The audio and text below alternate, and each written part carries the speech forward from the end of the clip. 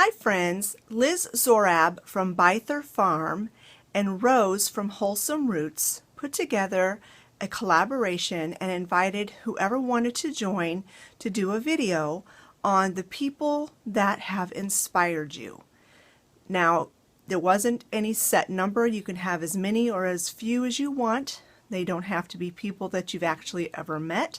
They can be people that are living or not living, just anybody who has inspired you. So I put together a short list of the people that have inspired me. And I'm going to put this in no particular order because they're all very important to me and I can't put one more important than the other. The first person on my list is Elizabeth Elliot. She has passed away now. She died in 2015 at the age of 88. She was a missionary, a Christian author, and a speaker. And she did many, I got them on cassette because this was years ago when I was a young wife and young, before I even had kids. Her talks about being a godly woman, and she had a radio program that I would listen to as often as I could, and she just talked about what it meant to be a godly wife and a godly mother. Her story is very inspirational because when she was a young woman, her first husband Jim, she and Jim went to Ecuador as missionaries, and during their short time there, the natives of the country, the wild natives of the country, the Aucas, it was a very savage tribe, killed her husband along with several other missionary men that were there. And it was obviously very devastating to her. She had a young daughter who was only a little over a year old, I think. And later on, when her daughter was, I think, 3, she ended up going back to Ecuador and actually lived in the village of the Auca people who killed her husband and ministered to them and led many of them to Christ. And that is just so inspirational to me. The fact that she overcame all of the emotions that she must have had towards those people and the fear, because they were still savage. It hadn't been very many years, but to take her young daughter and to go and live among these people was a very brave thing to do. And she ended up getting married again a couple of times. She lost 3 husbands in her lifetime. She was widowed 3 times.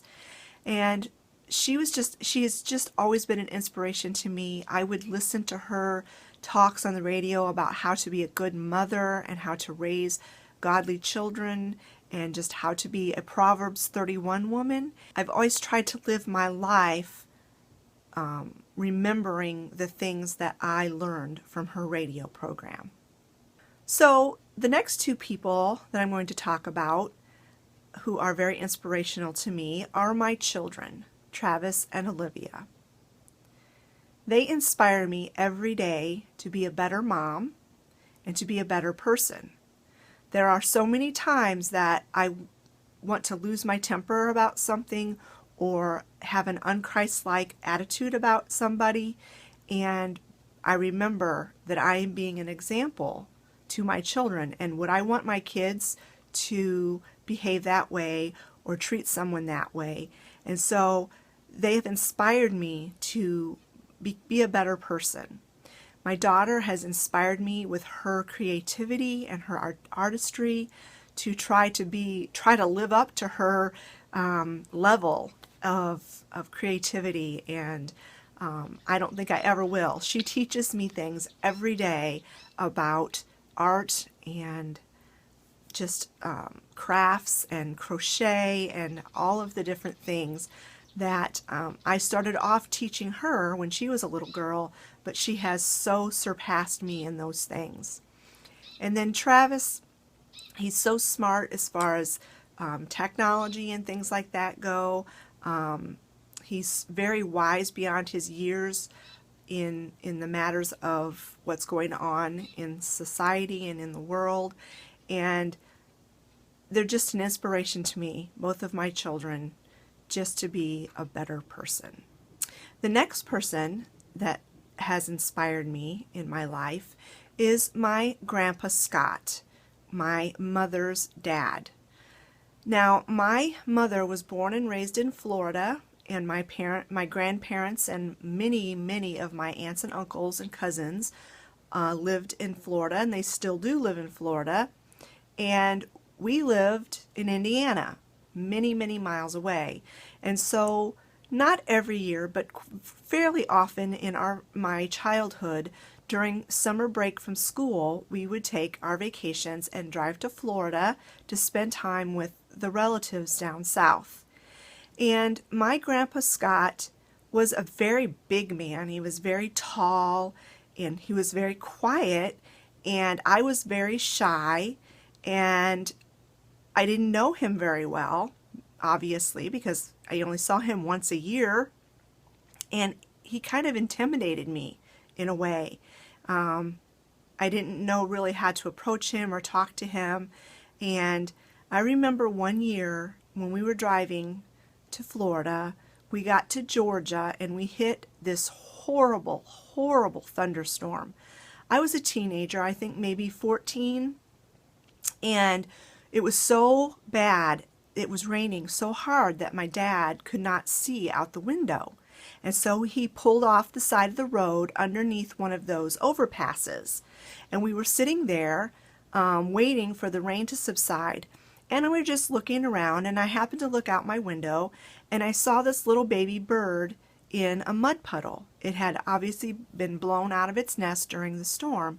And I said something to my mom. I said, "Mom, look at that little bird." And she said, "Well, go get it."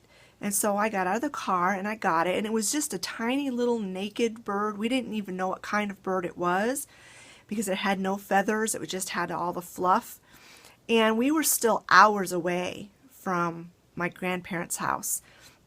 But I wrapped it in paper towels, and I tried to keep it as warm as I could until we got to my grandparents' house.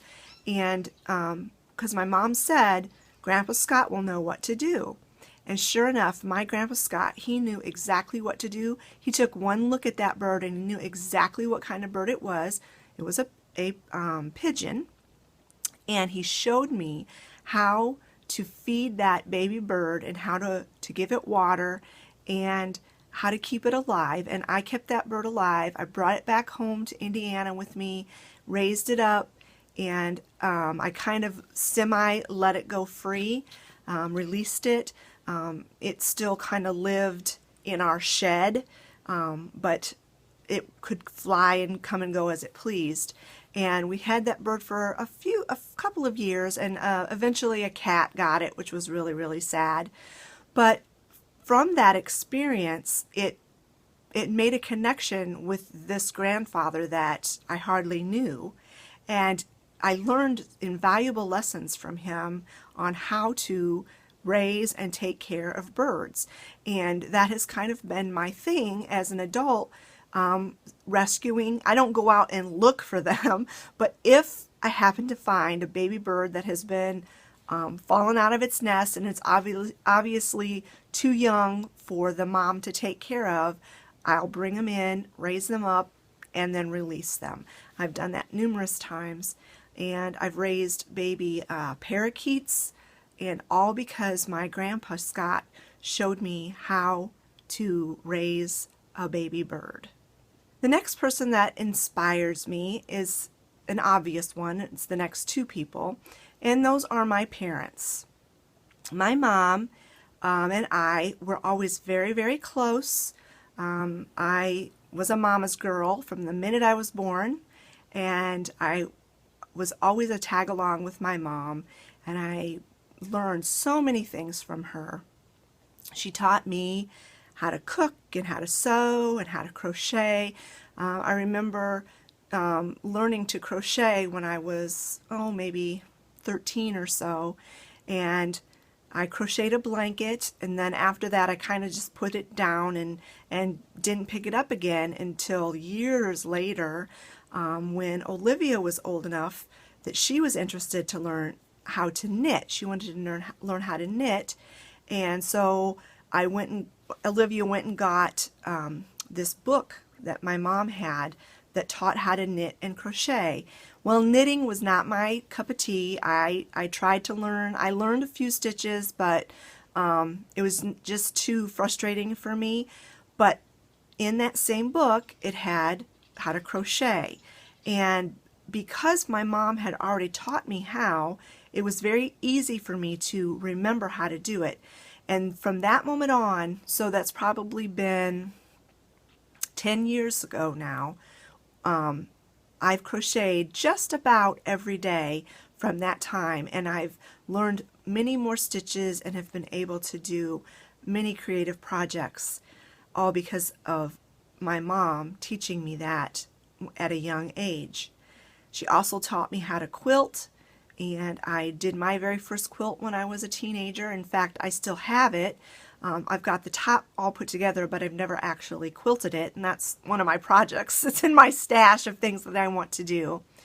And she just taught me how to be a good mother, and how to be a good Christian, how to show love to others even if they're not very lovable. She also taught me how to do baking, like baking yeast breads and all of those things that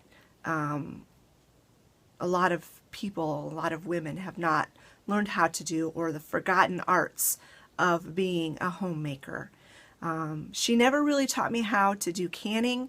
My mom did can when I was a young girl, and I would help her like snap the beans and shell the peas and all of those things, but she never actually taught me how to run a canner.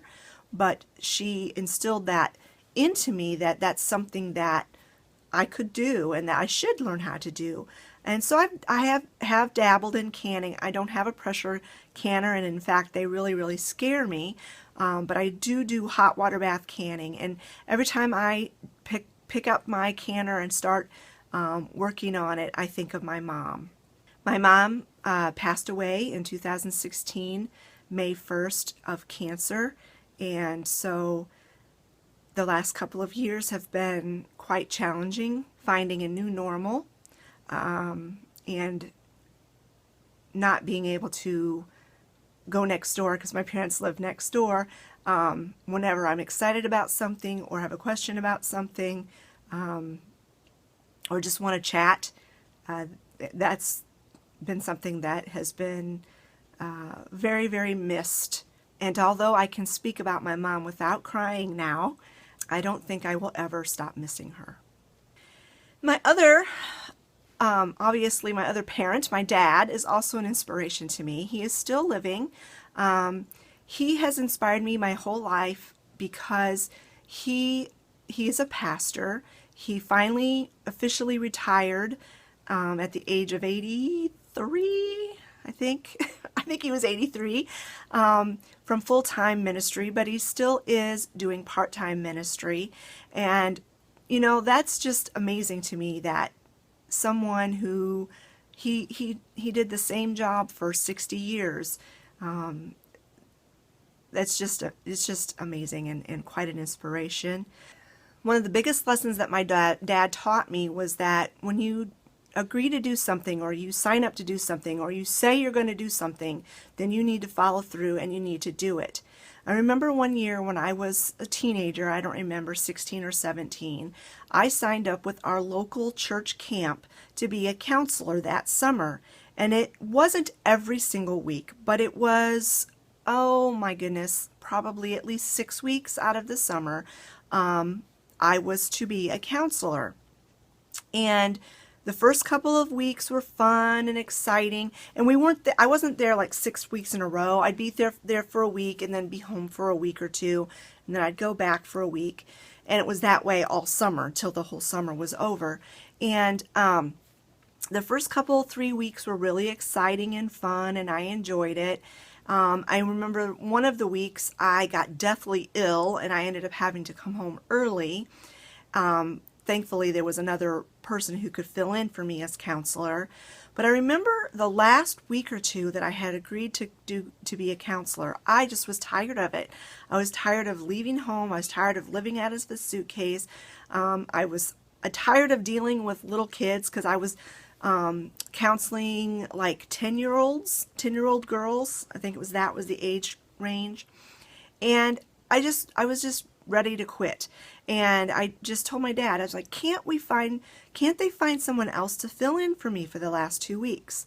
And he's like, no, I'm sure they could, but you're not going to. You agreed to do it, and you're going to do it. And so I did it. And I did it with a cheerful heart. I was a good counselor, even when I really didn't want to be there. But I will never forget that lesson. And then I've tried to instill that into my kids, is that if you tell somebody that you're going to do something, if you agree to do something, if you sign up to do something, then you're going to do it. You're going to follow through with it, and you're going to do the best job that you can, even if you don't feel like doing it. So that was one of the biggest lessons I learned from my dad. And the last way that my dad has really inspired me just has happened in the last couple of years. When my mom got sick, he took care of her even to the very, very end. When she couldn't take care of herself, he did everything for her. And that was just very inspiring to me, because it was not an easy job, and he never, at least in my hearing, never grumbled about it, never complained about it, and he was happy to do it.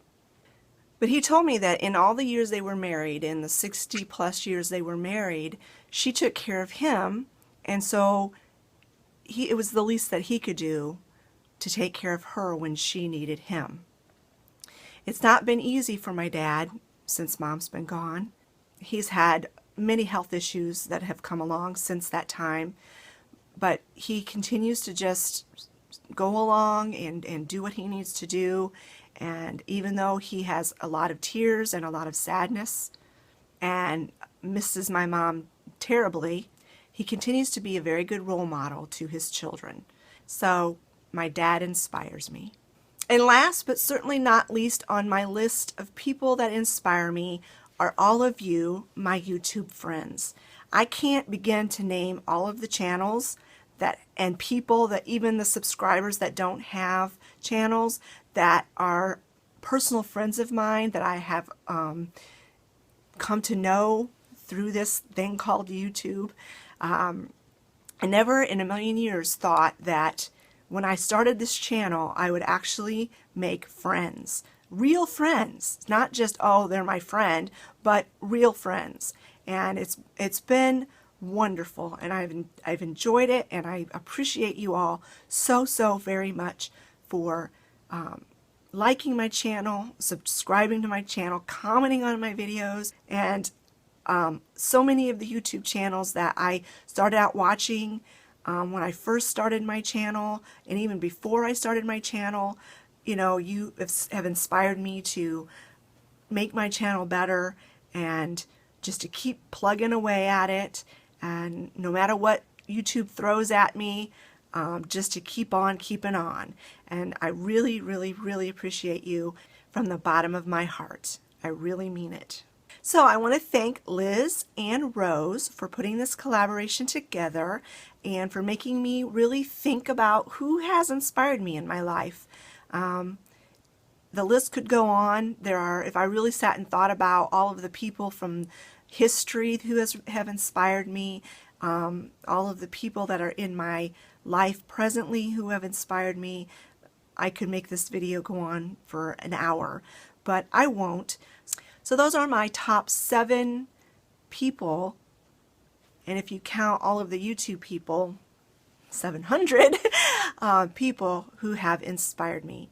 Thanks so much for watching, and I hope you liked this video. If you would like to do this collaboration, you're welcome to do it. Just link your video on Wholesome Roots or Liz's channel, and they will add you to the playlist. We'll talk to you later, friends.